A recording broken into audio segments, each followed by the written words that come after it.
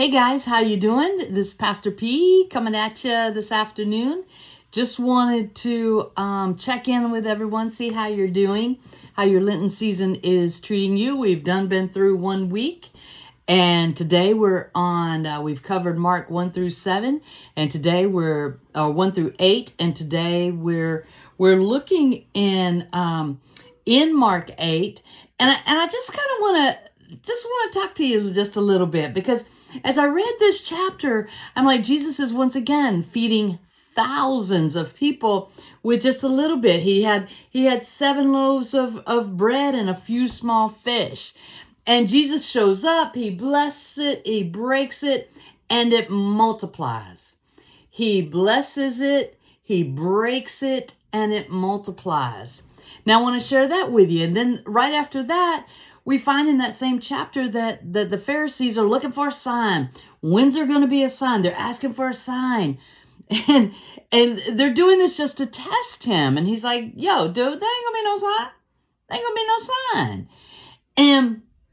And then he goes on to share the story of, he goes on to share a story where he heals a blind man. And then it gives the witness of Peter, and Jesus asked him, who are the people saying that I am? And he's like, people are saying you're John the Baptist. People are saying you're Elijah, and still others, one of the prophets. And then Jesus begins to predict his own death. And Peter, the same Peter who answered that he was the Son of the living God. I mean, Peter knew he was the Messiah. But here he is talking about, let's protect you. Let's protect you. And he's like, get behind me, Satan. You do not have in mind the concerns of God, but merely human concerns. And then the chapter ends by talking about the way of the cross. Now that's the whole chapter to me, the way of the cross. It's about paying attention here to what's been going on up to this point. Up to Mark 8, we've had all these miracles. We've had all this amazing stuff that happens, okay? Where he blesses, he breaks, he multiplies. He blesses, he breaks, he multiplies. He's breaking off illness. He's breaking off blindness. He's breaking off deafness. He's breaking off muteness. He's breaking off demons. He's breaking off misunderstandings. He's breaking off, he's using inclusivity to build a bridge. He's breaking off the struggle of religion. He's breaking off. He blesses, he breaks, he multiplies.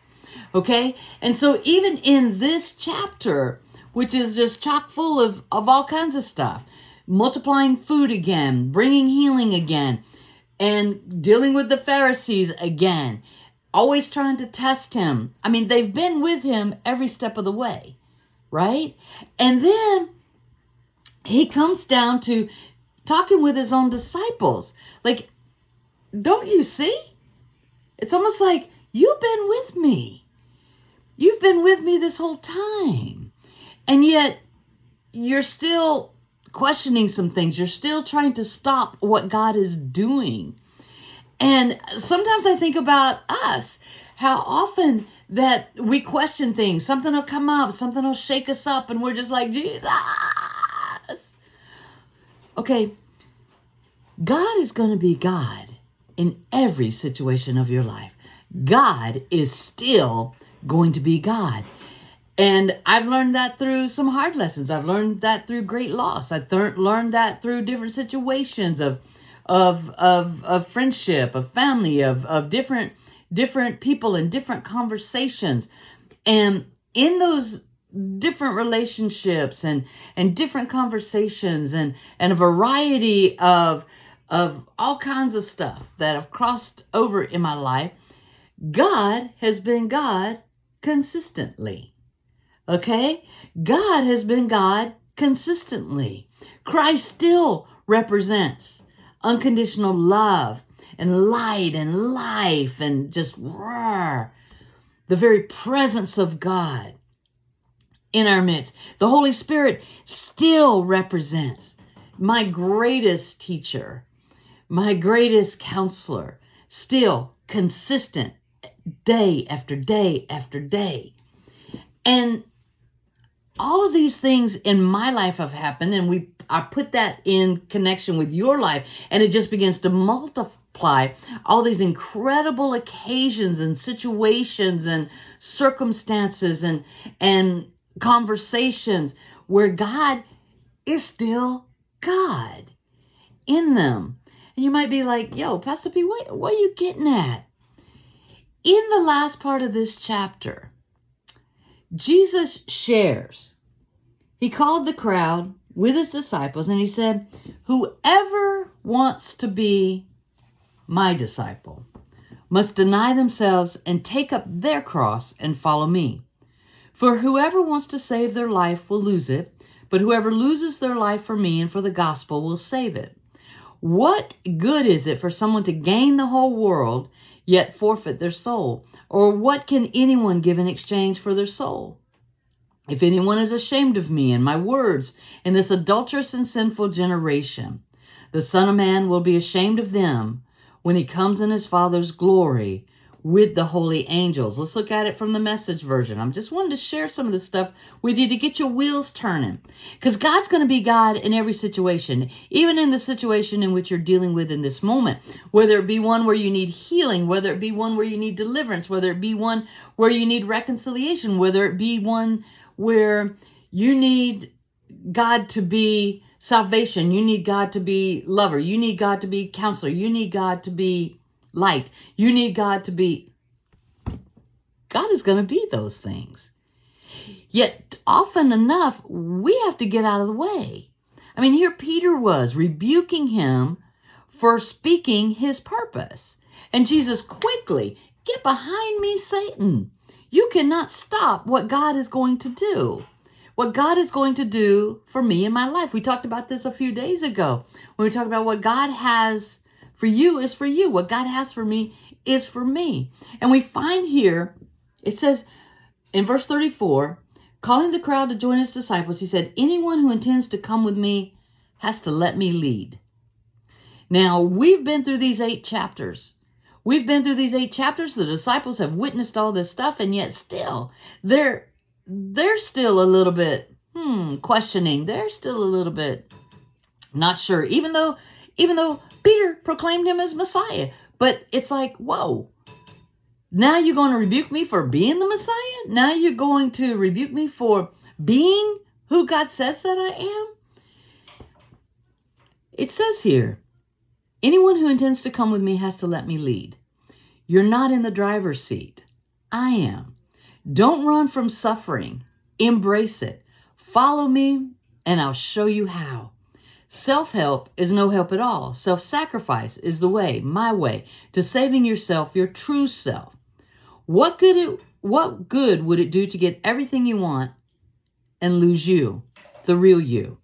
What could you ever trade your soul for?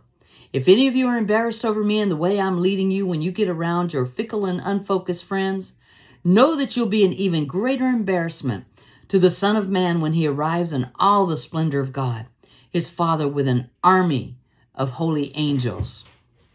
Now, I love these questions. What good would it do to get everything you want and lose you, the real you?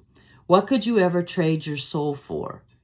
I'm encouraging you today to let Christ lead. I'm encouraging you today through the things that we've witnessed here in the book of Mark thus far. I'm encouraging you today to let Christ lead. And how do we do that? How do I let Christ lead in this area of my life? I've been dealing with this for so long. That's the kicker. You've been dealing with it. I want to encourage you today to just show up. Show up for your life. Have an expectation that God's going to be God in every situation, whether it's feeding 4,000, whether it's healing the blind, whether it's questioning religion, whether it's questioning what you believe. Expect God to show up and be God in those moments. Know today that you are loved without measure. And that's not just me talking. That's Christ in me, the hope of glory. That's Christ in me sharing love and concern and light for who you are and who you were created to be and what you were created to do. And yeah, a lot of this sounds like doublespeak. A lot of this we go from chapter to chapter looking at a lot of the same things. But here's the kicker. As soon as we get this, we can move on to something else. As soon as we get this, just like the disciples, they still didn't quite get it. I mean, we're going to see when we get in later chapters, even in the Garden of Gethsemane, they still didn't quite get it. They didn't get it till he died and was brought to life, that resurrected life that lives and abides in those who believe. I encourage you today, believe that God is God. Show up for your life. Show up for your life and let God be God in your life. I look forward to the testimonies on the other side of this. I thank you for those of you who are sharing, who are hitting me up and responding to the videos and responding by sending messages and the things that we're praying specifically for you for during this Lenten season. Know that we're pressing in for you each and every day. I love you. Have a wonderful afternoon. See you again soon. Bye now.